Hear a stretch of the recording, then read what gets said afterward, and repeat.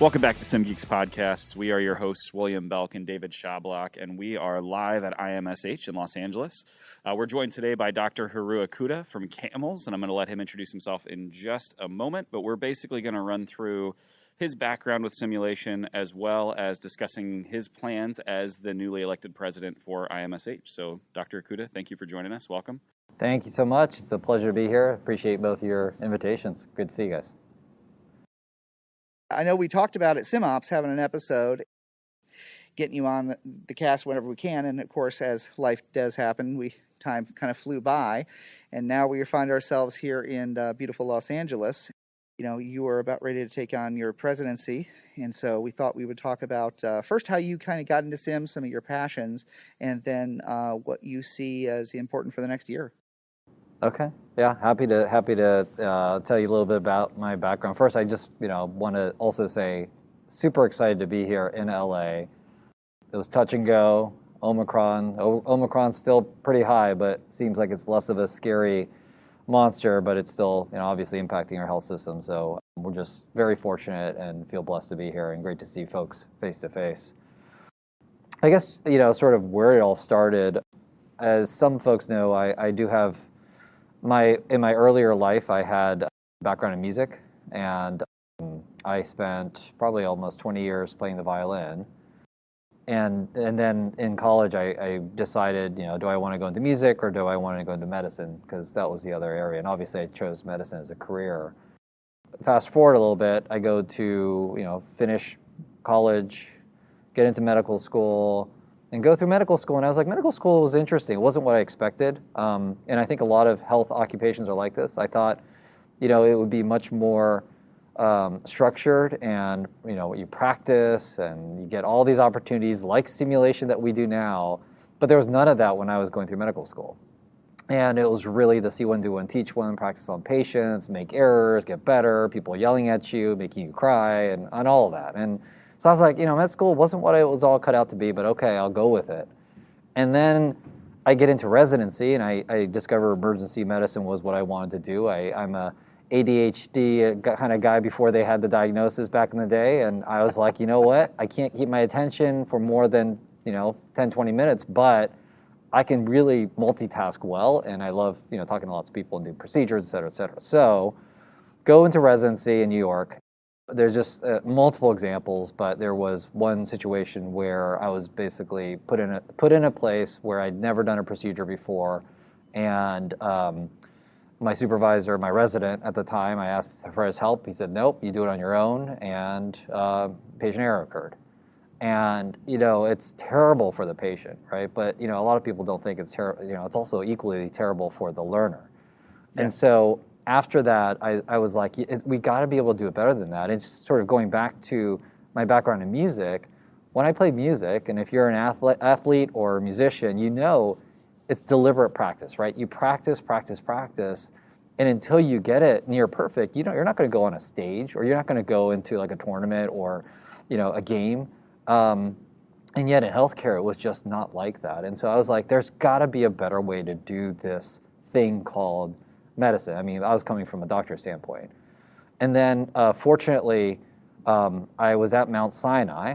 And if you know Mount Sinai, Adam Levine, one of the big names in anesthesia, was there. And this is back in the early 2000. A name that's going to be talked about a lot at this meeting, Chad Epps. Mm-hmm. He was a fellow in simulation there when I was just starting as an attending. And so I reached out. Long story short, very generous with his time. I learned tons from Adam. I learned ton from Chad, or we learned together. And it really launched into this whole world of simulation. And so I spent the last 20 years in simulation. I am, as we chatted a little bit before, I'm also a gamer. I love technology. I love playing, I grew up in the 80s, and I'm Japanese, so Nintendo is my thing, and so I, to be able to play, to teach, to use technology like mannequins, and now it's like VR, AR, to train our healthcare workforce. I thought, what better way to do that? And really my focus is around patient safety using the technology. So that's long-winded, but that's sort of my background. I actually love what you were saying because my boss that taught me everything I know in simulation was Dr. Tanik, who I think you've met. Yeah. And he would always tell us that he came from a generation of doctors that made all their mistakes on real people, Yeah. which is why he was so passionate about not only simulation, but only doing it at a certain high level of detail and doing it serious and doing it right. And because he didn't want people to feel like he felt going through his education. Absolutely. So that's why when you were saying that, that's what rung in my heart, Yeah. in my head. So we've had this this podcast for a couple of years now, and there's been more than one episode that devolved into discussion over video games. So I'll save that one for later. But really, what got you involved with SSH? When did you come to join the society, and kind of led up to you being president now?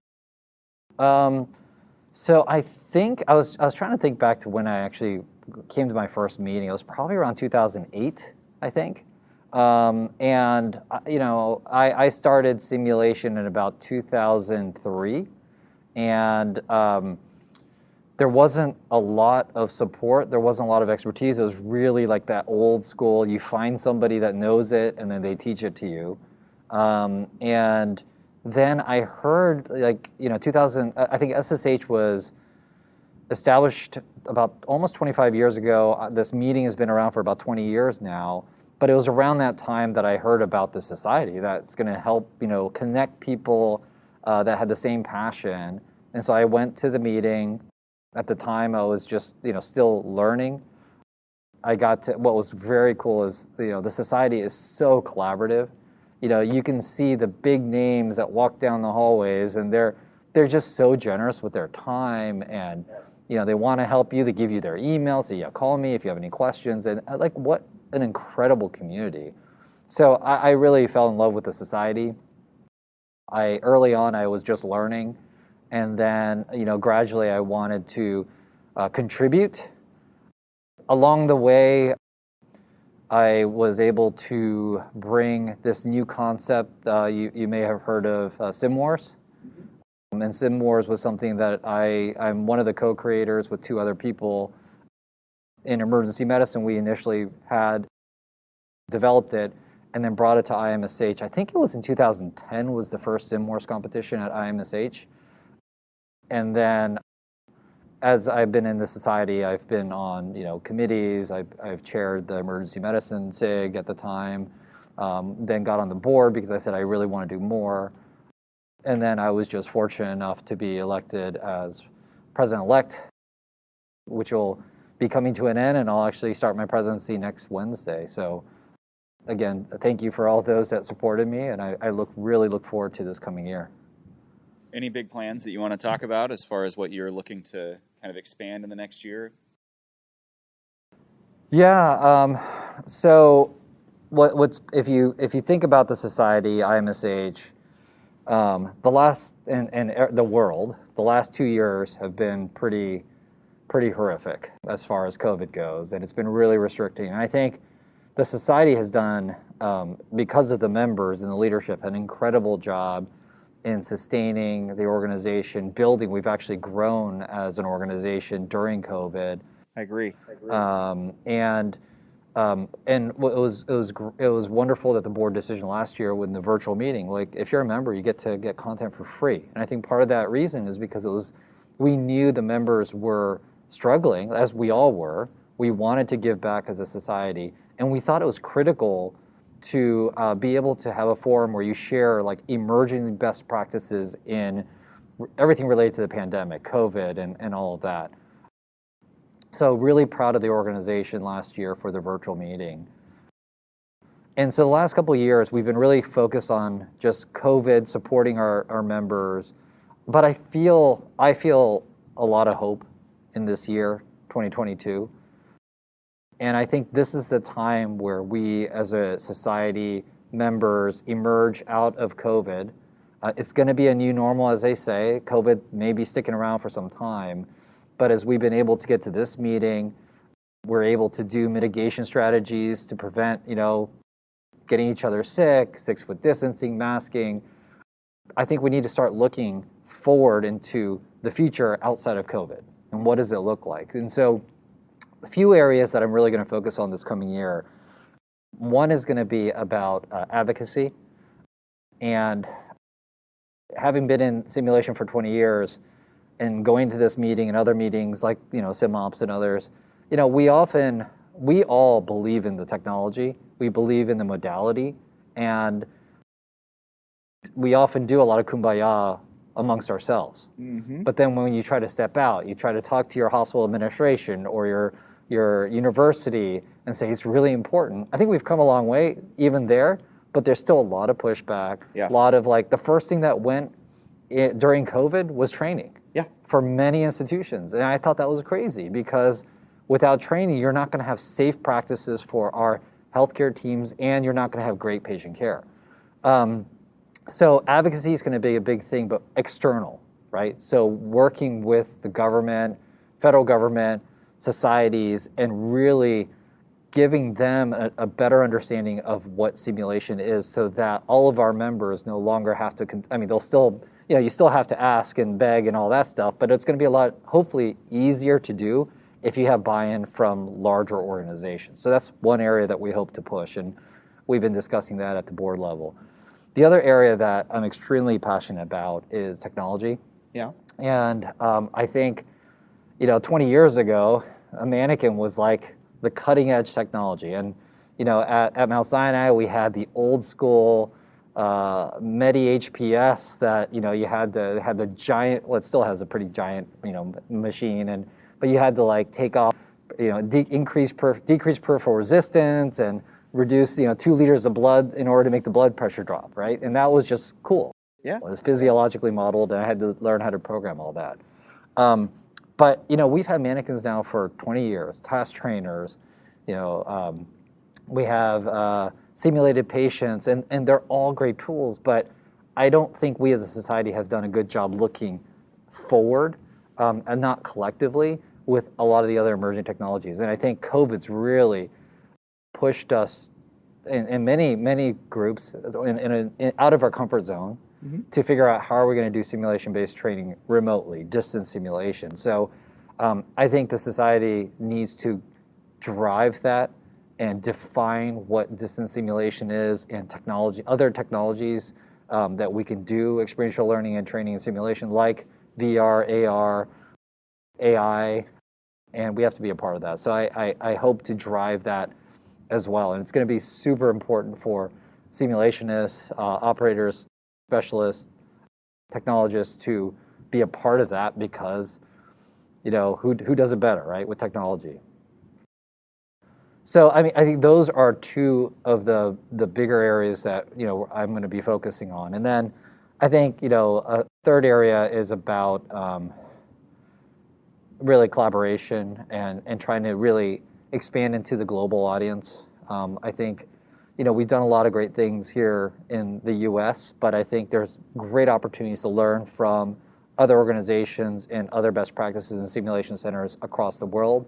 I think COVID has united the world in some ways. It's maybe divided the world in other ways, but I'm hoping that we'll be able to really expand our reach during the coming year.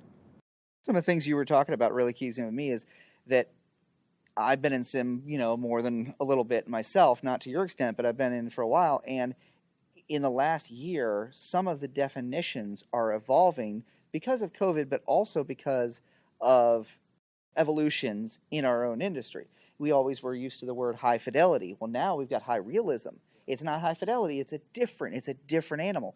Or like you said, the XR, the MR, the AR, sorting those out, learning that modality, learning where that fits in best, not just because it's neat, but where it actually for the learner fits in. And yeah, I couldn't agree more. Is, keeping up with it is always the hard thing when you're on that cutting edge, but we've got to really figure out where it plugs in the best and how to make sure that our different people we deal with know that and how to stay up with it. Yeah, I think it's a really great point. I love re-quoting my medical director, Dr. Lorena, who loves to say, I'm not a smarter bear, I'm an older bear.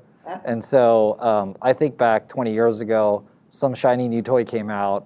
Yep. I was like, I want that. I bought it, and then, how many of us said, you bought something really cool, and then you're just like, okay, where is it going to fit? Yep. And then it sits in a closet, right?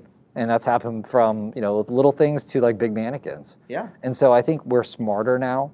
And just because things look cool doesn't mean we should buy it or apply it. We need to really figure out, where does it fit? Correct. Some of the work we're doing at CAMLS is actually research around VR, and where does it fit in our spectrum of training and education? Is it, does it augment it? Does it replace certain aspects of it? But I think some of that research and science and best practices is going to be really critical in the coming years. Yeah, and I think that, to follow up to that point, COVID really pushed us in the technology aspects. It really moved a lot of things forward, right? So VR, AR, that stuff was all really cool, but still kind of emerging 3 years ago. And then COVID hit. And I know in my practice, like I needed a way to reach out and get clinicians that I couldn't necessarily be face-to-face with. And now all of a sudden that technology actually became important, I'd been pushing it for some time. And David's heard me talk about this about 3 or 4 years ago, the first time I presented it, and said we should really investigate the use of virtual reality. And I was told at the time, there's no application for that here. Like, we have no use for it. And then, of course, COVID hit, and it was like, all right, guys, now we're behind the 8 ball, because if we'd done this a year ago, it would actually be up and going. And so I think that of all the negatives that we've seen in the last 2 years, you hit the nail on the head when you said that it's really pushed us forward in a lot of ways as far as simulation, between communication, improving our remote aspects, bringing up new technology, finding ways to solve problems that we may have seen the value before, but we didn't really have a use for it. And now we have the use case. Yeah, for sure. I know that when COVID first hit and my day job went into a meeting and they were starting to plan, when they came out, I said, this is our opportunity to evolve, to grow, and we could come out of this the strongest we've ever been if we put in the work. We buckle down and we evolve and we hit this head on. Some centers have done that. It's not that we've missed that opportunity. Honestly, we need to learn from the centers that have done it, had successes. We need to learn from the failures. What didn't work? And like you said, it's the reach out, grow, and learn the things that work.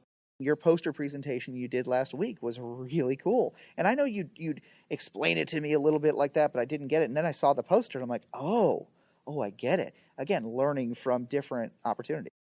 Yeah, and a lot of that, what I was presenting on was actually, it wasn't necessarily pre-COVID, but it was also unrelated to COVID, right? Like, changes had to be made within our sim center. Right. And so we made a heavy shift towards game-based learning and getting people up out of their seats and getting involved.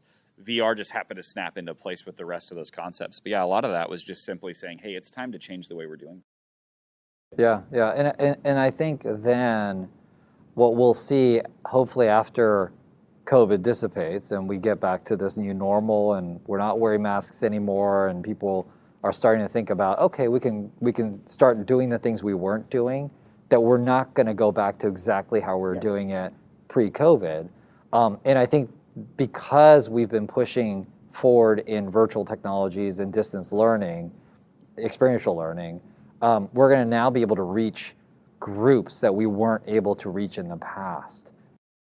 Groups like rural environments, military standpoint as well. Like military, there's millions of dollars being spent and purchased in VR product. We as an organization, as a field, can either sit back and watch the train pass us by. Yep. Or we can get on and really define that future. And I'm just super excited. I mean, that's part of that hope of the future. Super excited about that opportunity. Yeah, I still firmly believe, 2 years down the pike, I still believe this is our time to evolve and to make it better than it ever has, and use the technologies that are out there, find out where it fits with what we've been doing. If we are going to go back to a new normal, that we can fall back with those things that work great, but how to interlace it. Like the research paper that came out saying that VR turned out to be a great transition piece from task training to simulation. The students did better in sim because they had that tertiary step of VR that helped them push it forward.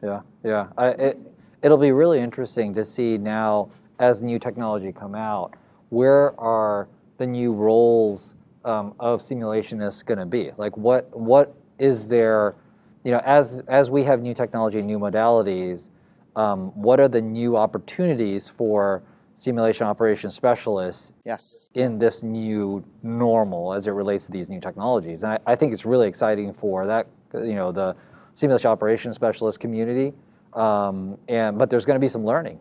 A lot. And if it's one of those, the haves and the have-nots, if you're not at a place that's doing that kind of work, the actual gap between some that are, doing the traditional stuff and then those that are sort of pushing the envelope might get bigger and bigger. And so it's something to consider, like how do you keep everybody on that same page? I think the other thing that we don't really talk about much is there's obviously some big names in simulation that have no clinical background, right?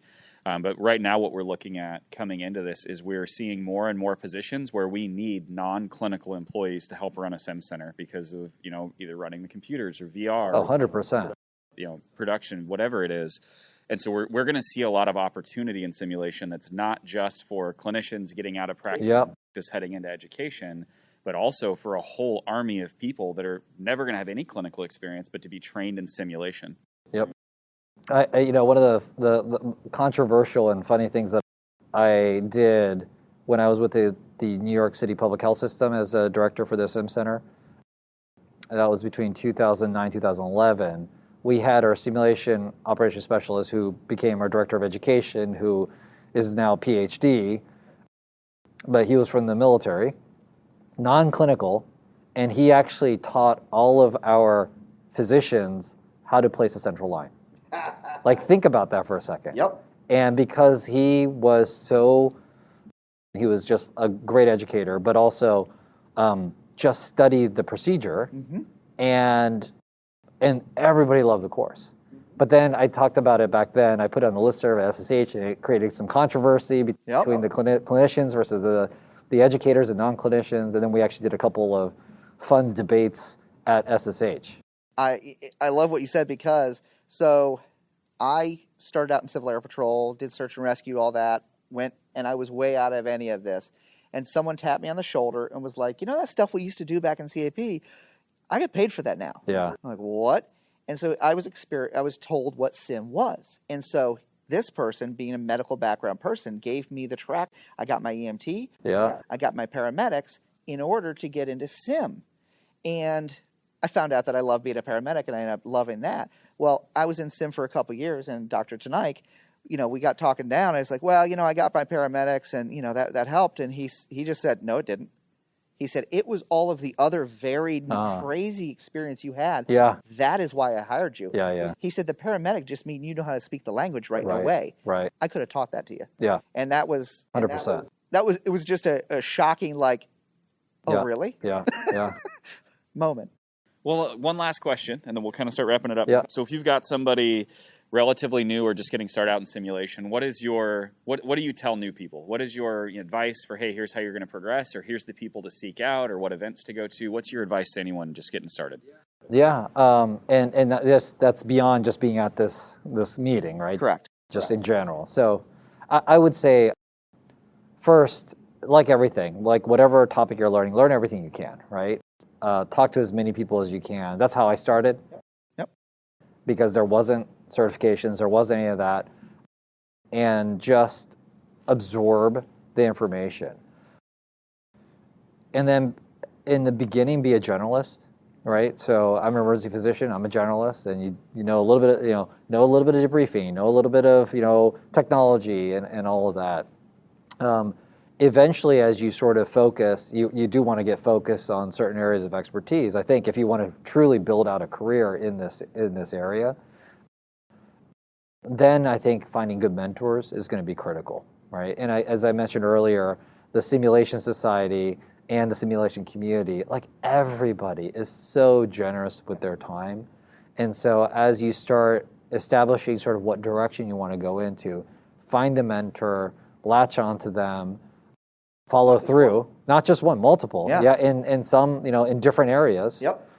Definitely, if you do that, you want to follow through, right? So mentors, they're happy to put the work in to help support you, but they do expect for you to, then follow through if they give advice or help you out on projects. So I think it's a synergistic relationship. It's not one-sided for sure. So it takes both, and I think that's going to be critical. And then get involved, right? I would say whatever organization you're a member of, or if you're a member of multiple organizations, whether it's SSH or NAXL or ASPE or SIMGOS, just get involved.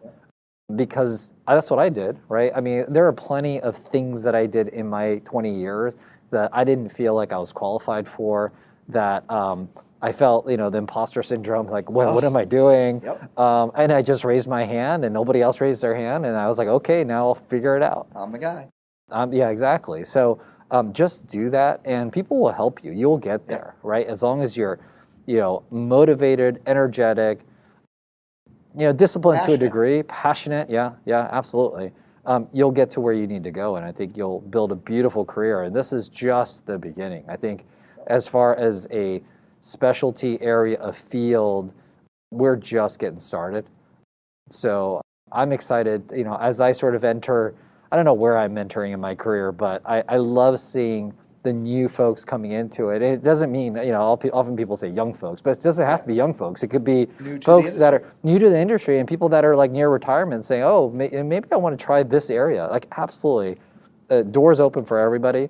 And I get excited about seeing the new leaders of tomorrow coming into it because, I can't do this, forever. And I love to eventually sit down, sort of sit back a little bit and watch everybody else, do great things, which, it's already starting. So. Well, Haru, I really appreciate you joining us today, man. And it was nice hearing kind of the story as well as what you have planned for the next year. But thank you very much for coming on. Oh, it's my pleasure. Thank you so much. We hope you'll be back. Absolutely. All right. So, from Los Angeles in IMSH 2022, my name is David Schablock. This is William Belk. And thank you again to Dr. Okuda. And thank you. Have a wonderful day. Thank you.